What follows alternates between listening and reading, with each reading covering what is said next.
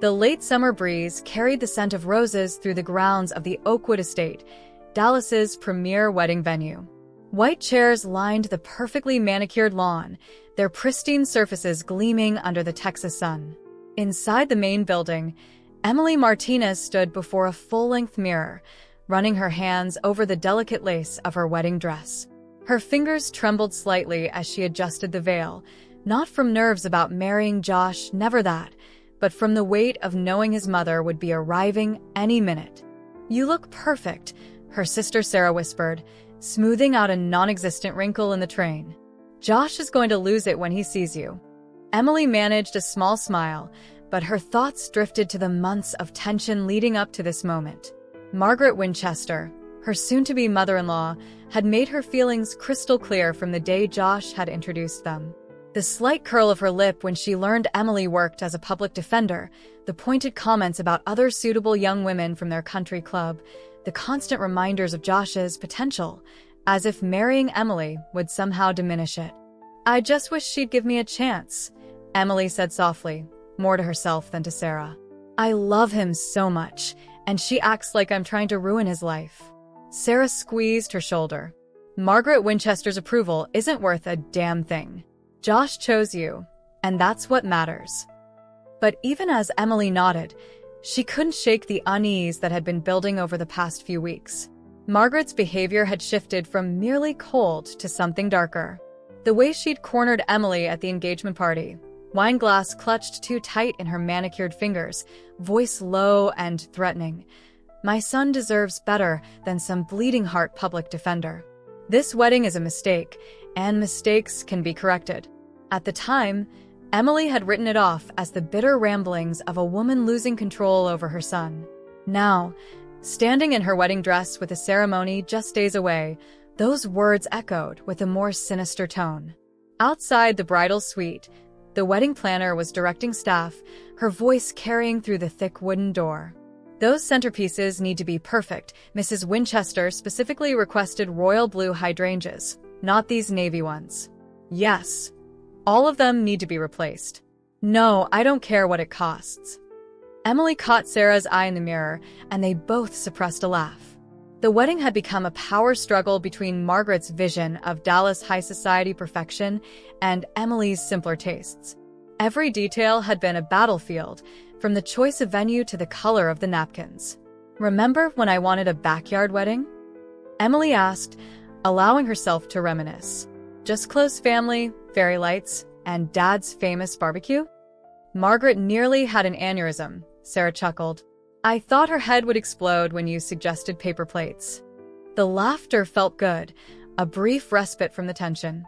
But it died quickly as the door opened and Margaret herself swept in, dressed in an expensive St. John suit that probably cost more than Emily's entire wardrobe.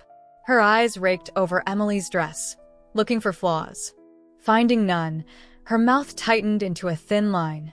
"The photographer wants to start the pre-wedding photos. Though I still think we should have gone with Regina Fields. She did all the Ashworth weddings." "Mom," Josh's voice came from the hallway, "we agreed no entering the bridal suite. It's bad luck to see the dress before the ceremony." Margaret's spine stiffened at her son's gentle rebuke. She turned slowly, her expression softening as it always did for Josh. "Darling, I was just helping. You know I want everything to be perfect for your special day." But Emily saw the flash in Margaret's eyes, the barely contained rage at being corrected. As her future mother-in-law left the room, Emily couldn't suppress a shiver. Something about Margaret's demeanor had changed lately, become more desperate. The woman was used to controlling every aspect of her world, and Emily represented a threat to that control. What Emily couldn't have known was that at that very moment, Margaret Winchester was making a phone call from her car, parked in the shadowy corner of the estate's parking lot. Her fingers shook slightly as she dialed a number she'd obtained through channels she'd rather not think about. "It's me," she said quietly, though she was alone in the car. "I've made my decision.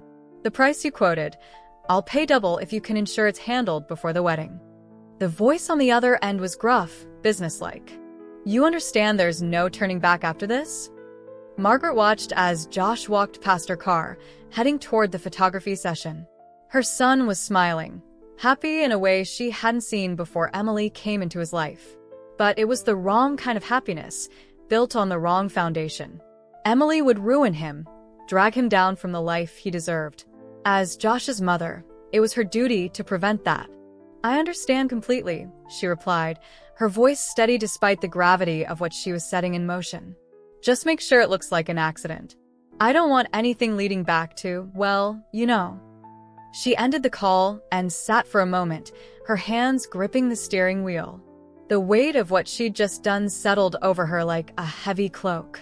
But Margaret Winchester hadn't spent 40 years climbing Dallas's social ladder by letting sentiment get in the way of necessity. She'd sacrificed too much, worked too hard to build the perfect life for Josh, to let someone like Emily destroy it all.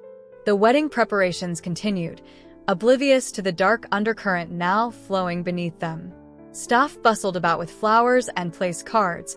The wedding planner barked orders into her headset, and families began arriving for the rehearsal dinner.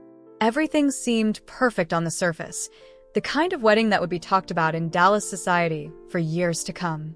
But perfection, as Margaret well knew, was a fragile thing. One pull of the right thread could unravel it all. And she had just pulled that thread, set in motion events that would spiral far beyond her control.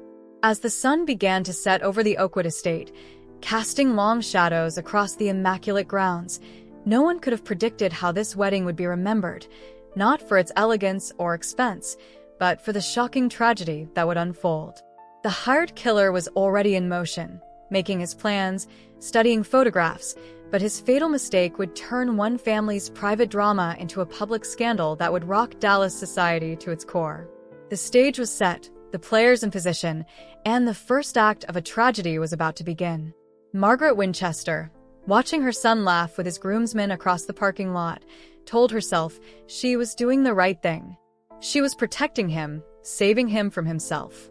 But deep down, in a place she refused to acknowledge, she knew she had just made the biggest mistake of her life, one that would cost far more than the money she'd promised to pay. The story of Margaret Winchester's descent into darkness wasn't unique, at least, not in its beginnings. Throughout Dallas, countless families wrestled with control and manipulation, though few took such extreme measures. In the weeks following the tragedy, people who knew the Winchesters couldn't stop asking themselves how they'd missed the signs. Carol Bennett, Margaret's closest friend of 20 years, sat in her kitchen reading the newspaper coverage for the 10th time. The coffee in her cup had gone cold hours ago. She remembered all the lunch dates where Margaret had ranted about Emily, how the complaints had grown darker over time. "She's not good enough for him" had become "she needs to be stopped." Carol had nodded along, thinking it was just the typical mother-in-law drama. "I should have said something," she whispered to her empty kitchen. "Done something." But what could she have done? Margaret had always been controlling. It was just her way. She planned the perfect parties, wore the perfect clothes, said the perfect things to the perfect people. Her son had been another piece of that perfect life, carefully managed since childhood. Josh's rebellion, if you could call falling in love with Emily that, had cracked Margaret's perfect facade. Down the street, Thomas Harrison, who'd worked with Josh at the law firm, was having similar thoughts. He'd watched Josh change over the years, becoming more confident, more his own person after meeting Emily.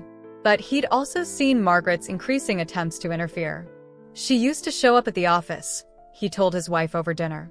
Just happening to have lunch reservations at Josh's favorite restaurant. Always had some society woman's daughter in tow. The look on Josh's face every time, "Man, I should have realized how bad it was getting." The signs had been there, clear as day in hindsight. Margaret's casual background checks on Emily's family. The way she'd tried to sabotage Emily's career by spreading rumors in their social circle. The increasing desperation in her voice whenever she talked about the wedding. At the country club, where Margaret had reigned as unofficial queen for over a decade, the younger members whispered about their own controlling mothers, their overbearing in-laws. Some recognized their own families and story, saw the same patterns playing out in miniature. They looked at their phones, hovering over their mother's numbers, wondering if they should call, set boundaries, speak up before things went too far. The story spread beyond Dallas, catching fire on social media. People shared their own experiences with controlling family members, creating long threads of warning signs and close calls. A post from a woman in Houston went viral. "My mother-in-law tried to break us up for years. She never hired a hitman, but reading this story, I realize how close she might have been to that edge." Psychologists appeared on local news shows, explaining the psychology of control. They talked about narcissistic personality disorder, about family systems, and toxic relationships. But the people of Dallas didn't need experts to tell them what they'd seen with their own eyes. At the Oakwood estate, where weddings continued to be held despite the tragedy, couples added a new question to their planning meetings. How are you handling family dynamics? The wedding planners developed a sixth sense for troubled relationships, watching for the same signs they'd missed with Margaret. The Dallas Police Department saw an uptick in reports of family harassment. Officer Sarah Chun, who worked the Domestic Disturbance Unit, started keeping a list of red flags based on the Winchester case. "People think it can't happen in their circle," she said during a community meeting. "But money and status don't protect you from toxic relationships. Sometimes they make them worse." At the courthouse, where Emily worked as a public defender, her colleagues began looking at family cases differently. They saw controlling behaviors they might have dismissed before, recognized patterns that echoed Margaret's dissent. Emily's story had opened their eyes to how quickly control could spiral into violence. The local women's shelter reported an increase in calls, not just from people dealing with intimate partner violence, but from adults trying to escape controlling parents. The shelter director, Maria Gonzalez, put together a pamphlet titled "Control is Not Love" and distributed it throughout the community. In coffee shops and wine bars across the city, conversations turned again and again to the Winchester case. People debated where the line was between protective and controlling, between caring and possessive. They examined their own relationships, their own tendencies to manipulate or be manipulated. "I used to think I was just being a good mother," admitted Rebecca Torres at a support group meeting. "But hearing about Margaret made me look at how I treat my own kids. I was doing some of the same things, maybe not as extreme, but on that same road."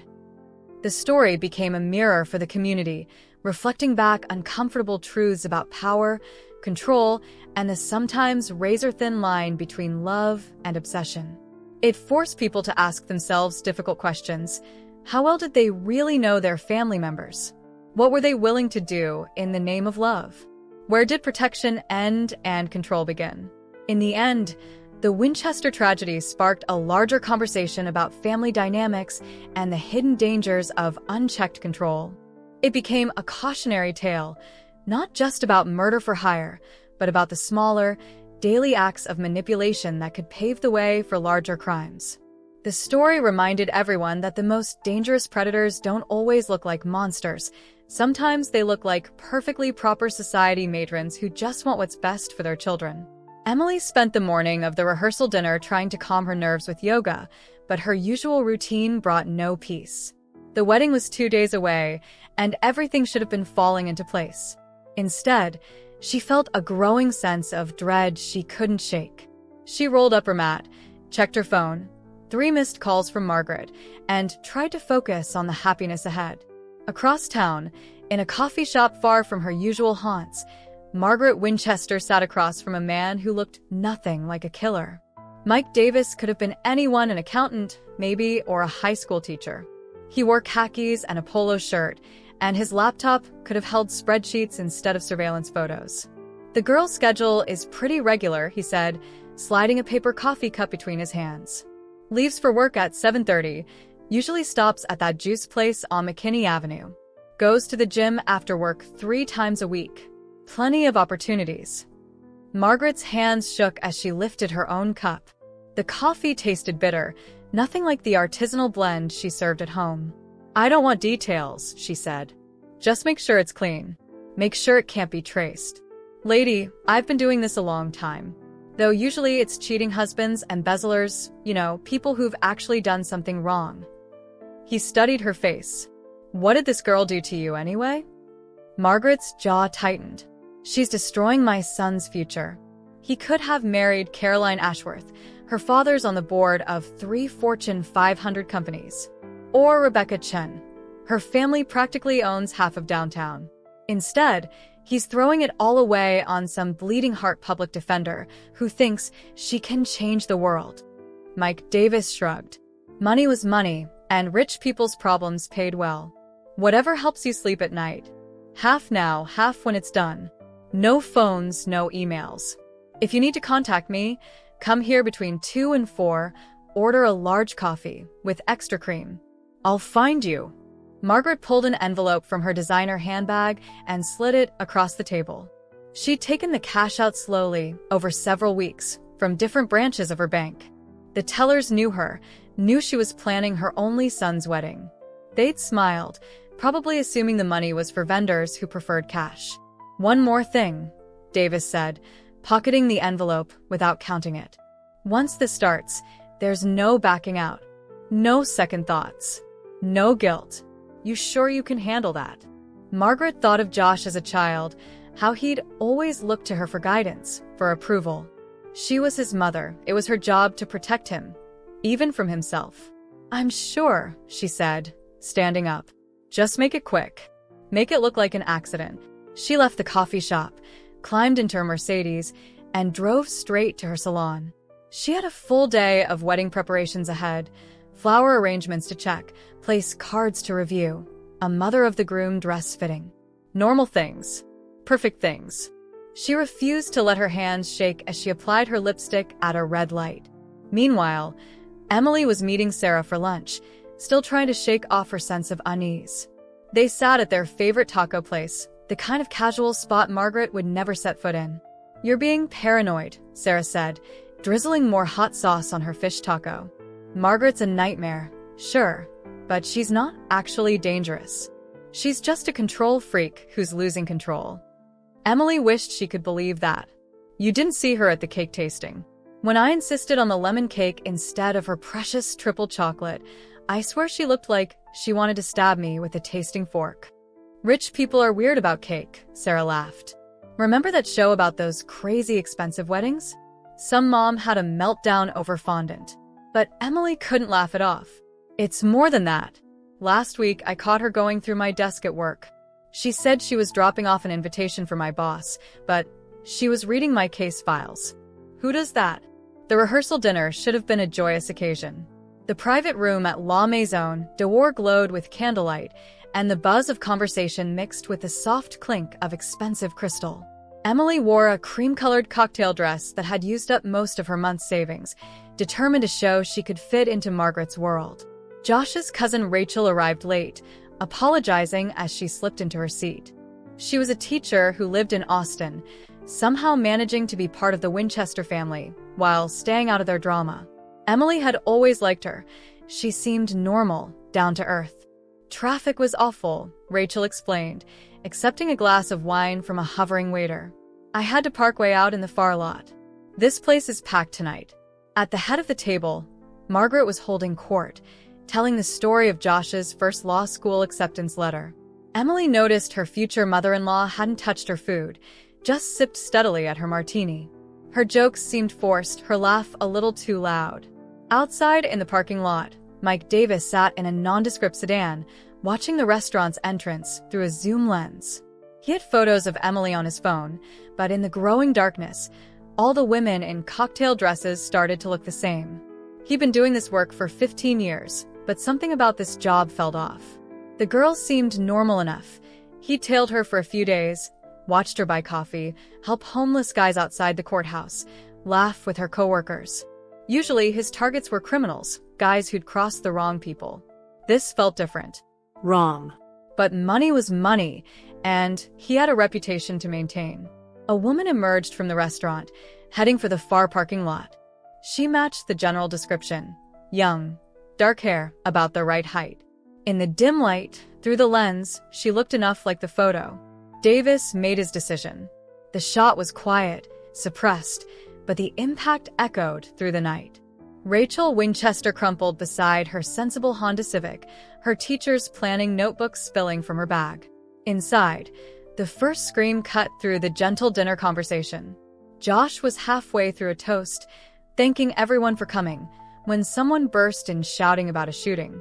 The room erupted in chaos. Emily found herself pushed aside as Josh and his father ran for the door. Margaret stood frozen, her martini glass slipping from her fingers to shatter on the expensive tablecloth. Her face went chalk white as people rushed past her. "Rachel," someone was saying. "It's Rachel." "Oh God, someone call an ambulance." But it was already too late. Rachel Winch. Esther, who'd done nothing more dangerous than park in the wrong spot at the wrong time, was gone. And in that moment, as sirens began to wail in the distance, Margaret Winchester realized the true horror of what she'd set in motion. The police arrived within minutes, their red and blue lights painting the elegant restaurant facade in garish colors. Detective James Martinez, no relation to Emily, though Margaret would later fixate on the shared surname, took one look at the scene and knew this was no random shooting. The victim's purse wasn't touched, he noted, watching the crime scene tech's work. Phone, wallet, jewelry, all still there. This wasn't a robbery gone wrong. Emily stood with Josh, holding him as he shook with shock and grief. She watched Margaret sitting in the back of a patrol car, not under arrest, just giving her statement. Her future mother-in-law's perfect makeup was streaked with tears, but there was something else in her expression. Something that looked like guilt. The rehearsal dinner guests huddled in small groups, giving statements, calling loved ones, trying to process what had happened. The wedding planner fluttered around uselessly, asking if anyone needed water, as if hydration could fix what had just been broken. And somewhere in the darkness, Mike Davis was already leaving the city, sick with the knowledge that he'd killed the wrong woman. But a job was a job, and there was still the other half of his payment to collect. He told himself he'd do it right next time, not knowing there wouldn't be a next time, that his mistake had already started a chain of events that would bring everything crashing down. The police station's fluorescent lights cast harsh shadows across Josh's face as he sat in the interview room. 3 days had passed since Rachel's death, and the wedding date had come and gone. Instead of celebrating with champagne, the family was planning a funeral. "Run through it one more time," Detective Martinez said, his voice gentle but firm. "Any details you can remember about your mother's behavior in the weeks before the shooting?" Emily sat beside Josh, their hands clasped tight. She'd refused to leave his side, even when the other officers suggested she wait outside. The engagement ring on her finger caught the ugly lighting, sending little sparkles across the scratched metal table. Josh stopped, swallowed hard. She was more controlling than usual. Every time I talked to her, she had some new reason why Emily and I should postpone the wedding. She kept bringing up other women, daughters of her friends, girls from the club. Detective Martinez made notes in his battered notebook. Did she ever make any threats? Anything that seemed violent? Not exactly violent, Emily cut in. But there was this moment at the engagement party. She'd had too much wine, cornered me in the bathroom, said something about mistakes being corrected. Josh turned to her, surprised. "You never told me about that. I didn't want to make things worse. She was your mom, you know? I kept thinking if I just tried harder, was more patient, she'd accept me eventually." Outside the interview room, more officers were building the case. Phone records showed a pattern of calls to a burner phone. Bank withdrawals painted a picture of someone gathering cash. Security footage from various locations was being compiled, showing Margaret in places she had no reason to be. Josh's father, Thomas Winchester Sr., arrived at the station looking like he'd aged 10 years in 3 days. His usual perfectly pressed suits had given way to wrinkled khakis and an old polo shirt. He carried a box of papers. "I found these in Margaret's study," he said, his voice hollow. "Bank statements, phone records. She's been planning this for months. My God, I slept next to her every night and never knew." The detective spread the papers across the table. Margaret had been thorough in covering her tracks, but her privileged life hadn't prepared her for real criminal activity. She'd left breadcrumbs everywhere, receipts from meetings with the Hitman, coordinates marked on maps, Emily's schedule written in her precise handwriting. "I keep thinking about Rachel," Josh said quietly. "She was always the good one in our family. Didn't care about money or status. Just wanted to teach kids and make a difference. And now she's dead because my mother..." His voice broke. Emily wrapped her arms around him, her own tears falling. "We'll get through this. We'll make sure justice is served." Detective Martinez watched them, seeing not a society couple, but two broken people holding each other together. In his 20 years on the force, he'd seen all kinds of family tragedies, but this one was different. The calculated nature of it, the sheer waste of it all. The investigation gathered momentum like a boulder rolling downhill. Margaret's carefully constructed world began to crumble as more people came forward with information. Her hairdresser remembered odd phone calls taken in whispers. The bank tellers recalled the cash withdrawals, how Margaret had insisted on dealing with different branches. Even her regular barista at Starbucks had a story about overheard conversations that seemed suspicious in hindsight. Carol Bennett, Margaret's closest friend, finally broke down and told the police about the lunch where Margaret had asked pointed questions about hiring private investigators who operated outside the law. "I thought she was just being dramatic," Carol said, twisting her wedding ring. "Margaret always had to have things her way. But this, I never thought she'd go this far." The case broke open on a Tuesday morning when Mike Davis walked into the police station and asked to speak with Detective Martinez. He looked nothing like a professional killer, just a tired middle-aged man in need of a shave. "I didn't mean to kill the cousin," he said, placing his hands flat on the interview table. "That wasn't the job. But I figure that doesn't matter much now." The confession was comprehensive. Davis laid out every meeting, every payment, every detail of Margaret's plan. He provided dates, times, locations, enough to corroborate the evidence they'd already gathered. "Why come forward?" Martinez asked. "You could have disappeared." Davis shrugged. "Been doing this work a long time. Never killed an innocent before. Never killed the wrong person. Figure maybe it's time to face up to things."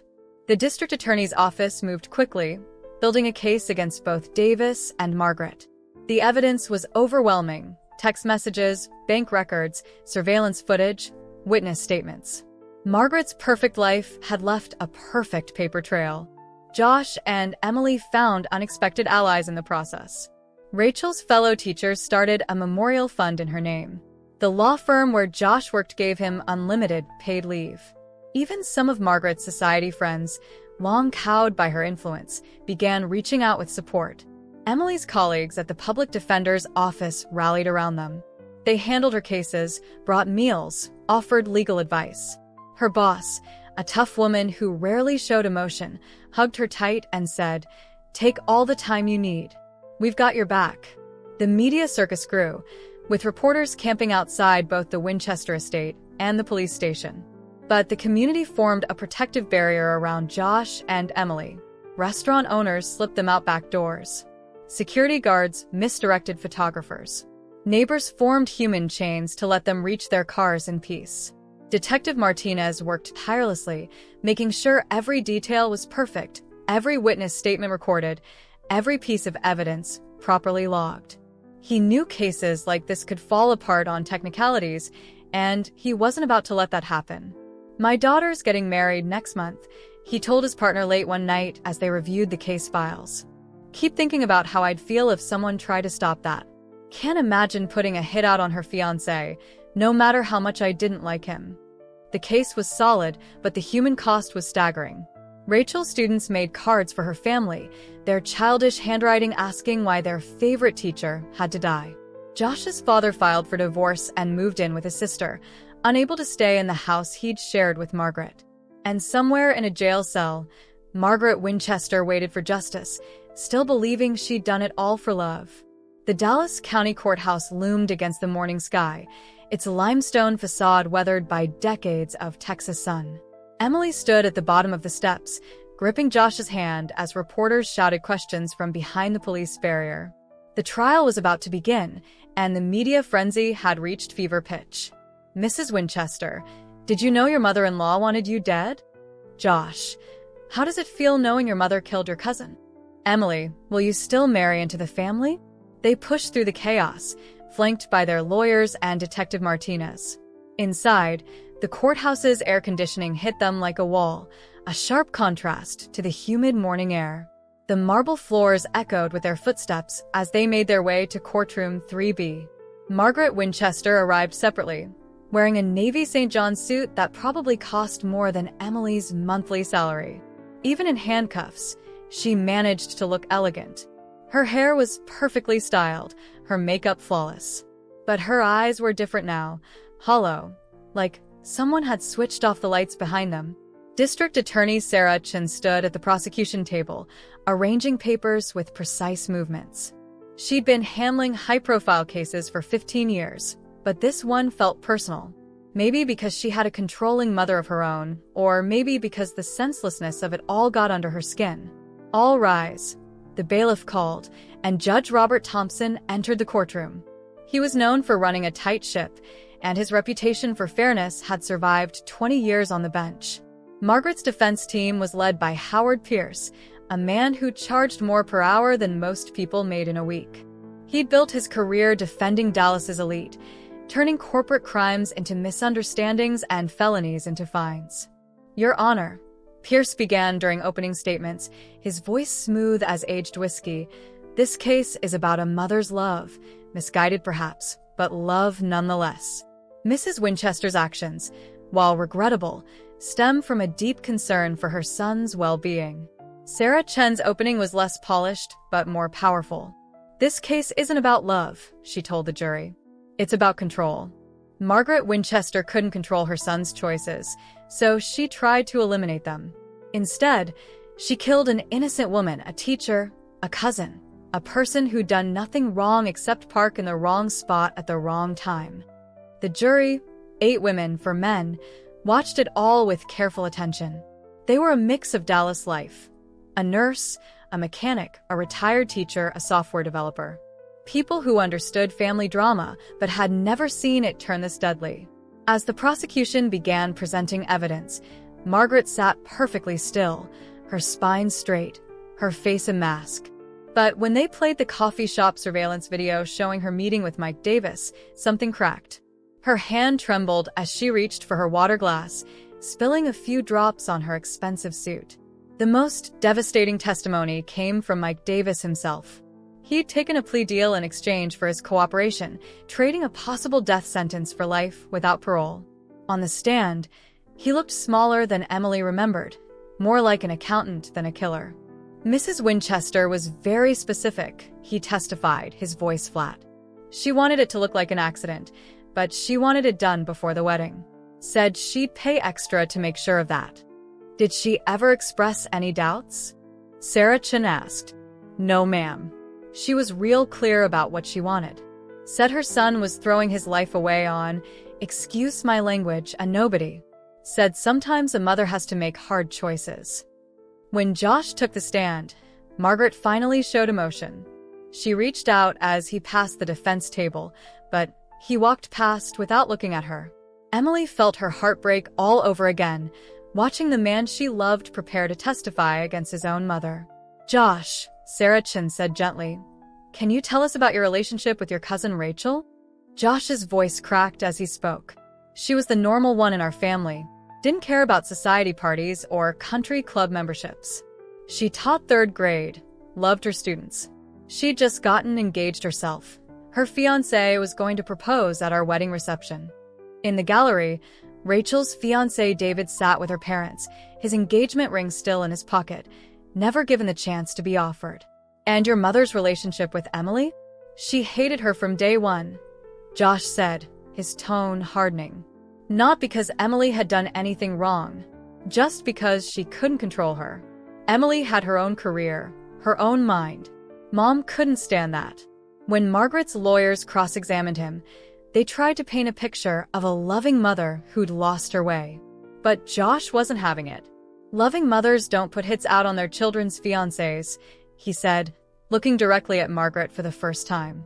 "They don't get innocent people killed because things aren't going their way."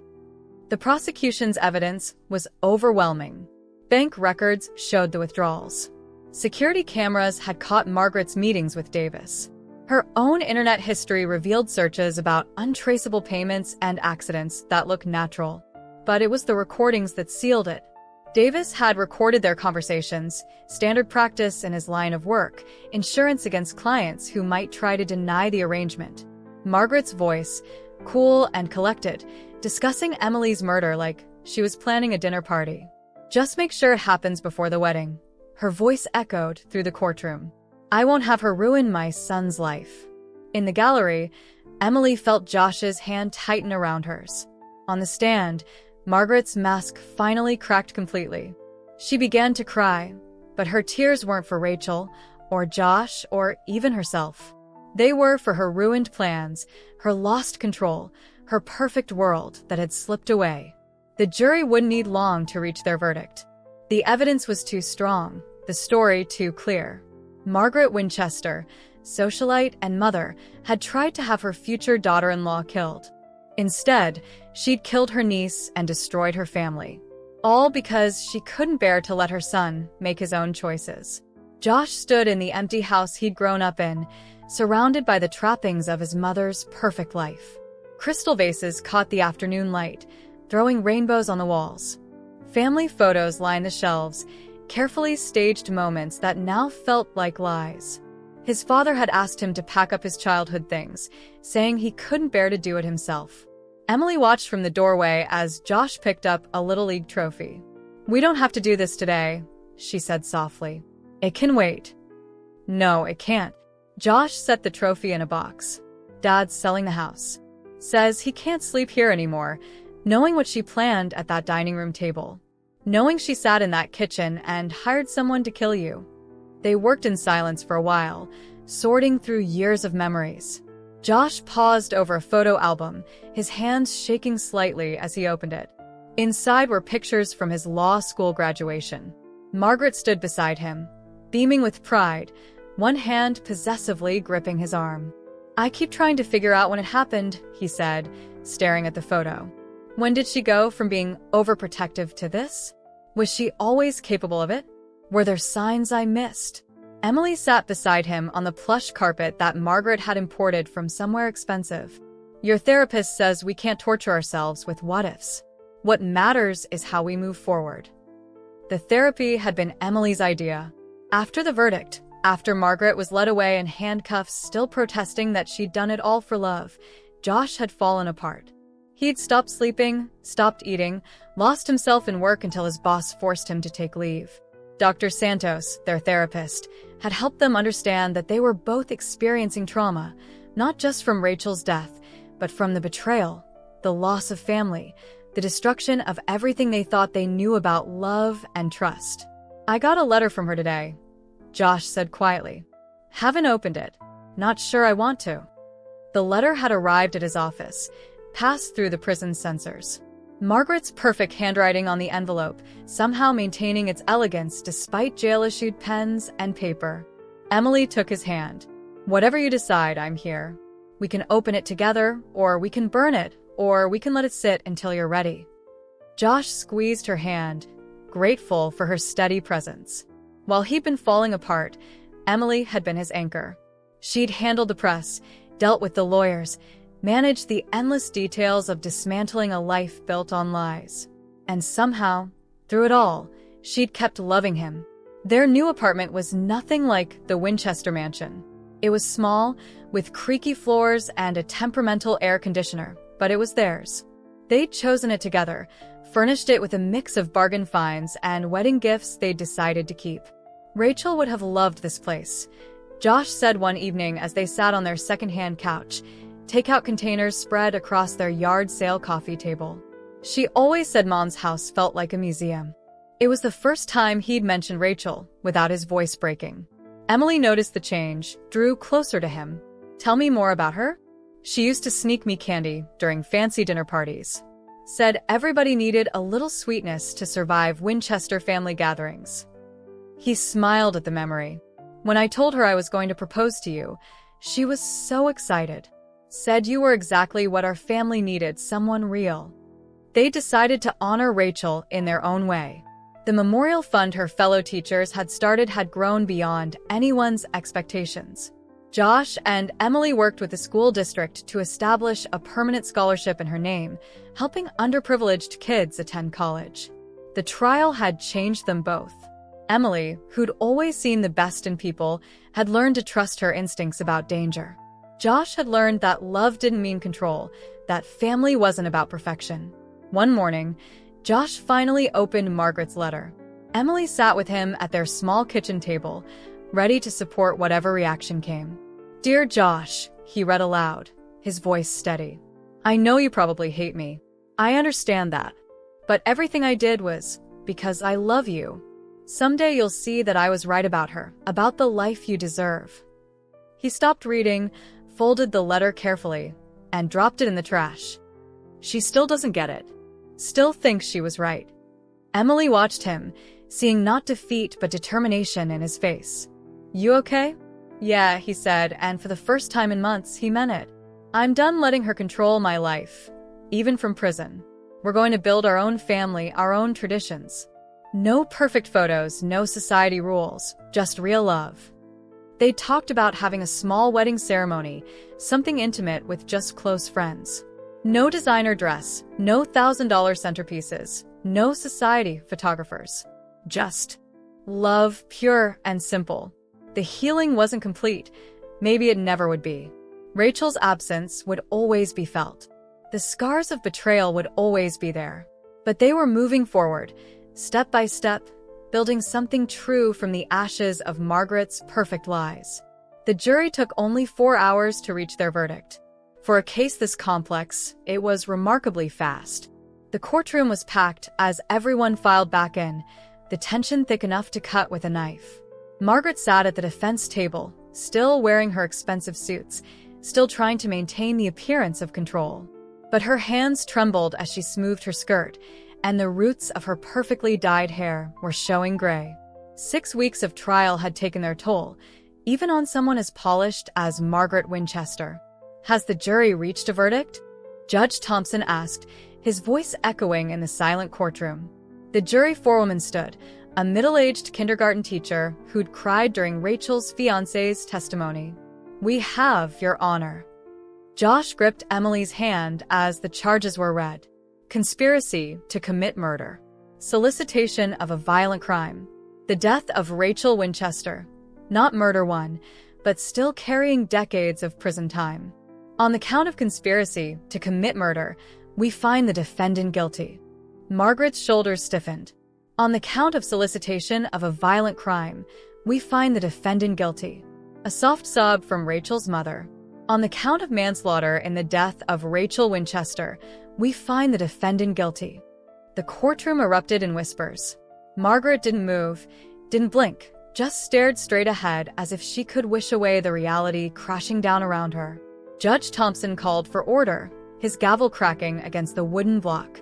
"Mrs. Winchester, please rise for sentencing." Margaret stood, smoothing her skirt one last time. Her lawyer placed a steadying hand on her arm. "Before I deliver your sentence," Judge Thompson said, "would you like to make a statement to the court?" Margaret's voice, when it came, was surprisingly steady. "Everything I did was for my son. A mother's love dash." "Stop." Josh's voice cut through the courtroom.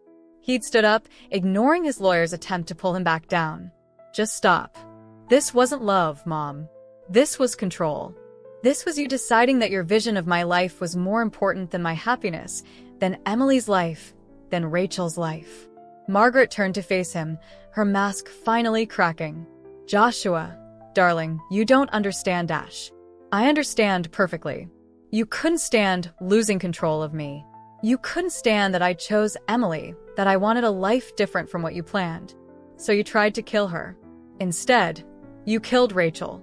You destroyed our family. And you still think you did it for love." Judge Thompson let the moment stretch, understanding the importance of this final confrontation between mother and son. Then he cleared his throat. "Margaret Winchester, you stand convicted of serious crimes. Crimes that resulted in the death of an innocent woman, a teacher, a cousin, a bride-to-be. Your actions were not spontaneous or passionate, but calculated and cold. You had multiple opportunities to reconsider, to stop what you'd set in motion. Instead, you pressed forward, driven by a twisted sense of maternal duty."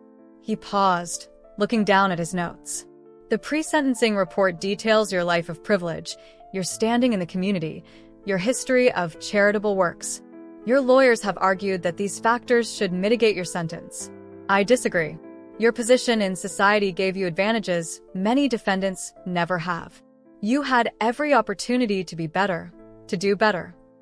Margaret swayed slightly, her lawyer again steadying her. Taking into account the severity of your crimes, the death of Rachel Winchester, and your complete lack of remorse, I sentence you to 40 years in the Texas Department of Criminal Justice. You will be eligible for parole after serving 25 years. The sentence felt like a hammer blow. 40 years. Margaret would be in her 80s before she had a chance at freedom. Bailiff, please take the defendant into custody. As the bailiff approached with handcuffs, Margaret finally broke. Joshua, please, you can't let them do this. I'm your mother. But Josh had already turned away, holding Emily as she cried quiet tears of relief. In the gallery, Rachel's parents clutched each other, their faces a mix of grief and vindication. Mike Davis would be sentenced the next day, life without parole, as agreed in his plea deal. His cooperation had helped secure Margaret's conviction, but it couldn't bring Rachel back. Outside the courthouse, reporters shouted questions as Josh and Emily emerged into the Texas sunshine. How do you feel about the sentence? Will you visit your mother in prison? Are you still planning to get married? They pushed through the crowd to where Detective Martinez waited with their car. He'd become more than just the investigating officer over the past months. He'd become a friend, a supporter, someone who understood the complexity of family tragedy. It's over, he said simply, opening the car door for them. But they all knew it wasn't really over. The wounds would take years to heal, if they ever did. Rachel's empty chair at family gatherings would always hurt. The knowledge of what Margaret had been capable of would always haunt them. As they drove away from the courthouse, Josh finally spoke. She'll be in prison longer than I've been alive. Emily took his hand. Are you okay? No, he said honestly. But I will be. We will be. The car turned onto the highway, leaving the courthouse behind. Somewhere in the building, Margaret Winchester was being processed for transfer to prison, her designer suit exchanged for orange jumpsuit, her perfect world finally, completely shattered. 1 year after Margaret's sentencing, Josh and Emily stood in the backyard of their modest rental house. Strings of fairy lights twinkled overhead, and the smell of barbecue filled the air. It wasn't the society wedding Margaret had planned, but it was exactly what they wanted. Emily wore a simple white dress she'd found at a vintage shop. Josh had on a blue suit he'd bought off the rack. Their guests sat on mismatched chairs borrowed from friends and neighbors, paper plates balanced on their laps. Nobody seemed to mind the lack of crystal champagne flutes or $1,000 centerpieces. Sarah, Emily's sister, stood to give her toast. When Emily first told me she was dating a Winchester, I Googled the family. That got a laugh from the crowd. All I found were society pages and charity ball photos. But the Josh I met wasn't anything like that. He was real, kind, someone who loved my sister for exactly who she was. She raised her plastic cup. To Josh and Emily, proof that real love doesn't need perfect planning or social status. It just needs two people brave enough to choose each other, no matter what. Rachel's parents had come to the wedding. They sat near the front, holding hands, their faces a mix of joy and sadness. The empty chair beside them, marked with a single white rose, remembered Rachel. Her engagement ring, never given, hung on a chain around Emily's neck, a reminder and a promise. David, Rachel's fiancé, had helped set up the lights. He was dating again, slowly healing, but he'd wanted to be part of this day. Rachel would have loved this, he told them during the reception. She always said backyard weddings were the best kind. Josh's father brought his new girlfriend, a kindergarten teacher he'd met at a coffee shop. She wore jeans to the wedding and knew all the words to the country songs playing through the borrowed speakers. Thomas Winchester Sr. looked happier than he had in years. The weight of maintaining appearances finally lifted from his shoulders. They'd gotten a letter from Margaret the week before the wedding. Josh had recognized her handwriting on the envelope, but hadn't opened it. Instead, he'd handed it to Dr. Santos during their weekly therapy session. "Do you want to know what it says?" the therapist had asked. "No," Josh had replied. "Whatever she wrote, It's about her, not us. This is our day, our way. The foundation they'd started in Rachel's name was thriving. What began as a small scholarship fund had grown into a full program, helping students who wanted to become teachers. Every year, they awarded grants to future educators who showed Rachel's same passion for helping kids. Emily kept her job as a public defender, turning down offers from private firms. "I love what I do," she told Josh. "And I'm not changing my life because of what your mother did." Josh had left his father's law firm, starting his own practice focusing on family law. He worked with domestic violence survivors, helping them escape controlling relationships. His experience with Margaret had given him a unique perspective on family dynamics and the many forms abuse could take. They bought a small house in a quiet neighborhood, nothing like the mansion Josh grew up in. The kitchen always smelled like coffee and takeout, and their furniture came from IKEA instead of antique auctions. But it was home, filled with love and laughter and real moments. Sometimes, they still caught glimpses of their old life. Margaret's society friends would cross the street to avoid them at the grocery store. The country club sent back their membership application without comment. But none of it mattered anymore. 5 years after the wedding, Emily was pregnant with their first child. They decided not to find out the gender, wanting at least one thing in their lives to be a complete surprise. But they did know one thing. If it was a girl, they'd name her Rachel. "What do we tell the baby about Margaret?" Emily asked one night, her hand resting on her growing belly. Josh was quiet for a moment, thinking, "The truth, when they're old enough. That sometimes people do terrible things in the name of love. That real love means letting people be themselves, make their own choices, live their own lives." The memorial garden they'd helped plant at Rachel's school bloomed every spring. Her students, now in high school, still came back to tend the flowers. They'd added a bench with a plaque that read, "Rachel Winchester. She taught us that love grows best in simple gardens." Margaret's perfect world was gone, replaced by something messier but more real. The Winchester name no longer commanded automatic respect in Dallas society, but that was okay. They'd built something better, a life based on true love, not appearances.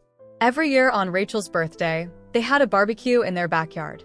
Friends and family came, bringing dishes and stories and laughter. Rachel's parents always brought her favorite dessert, nothing fancy, just box mix brownies with too much frosting. It was exactly the kind of gathering Margaret would have hated, which made it perfect. Life wasn't perfect.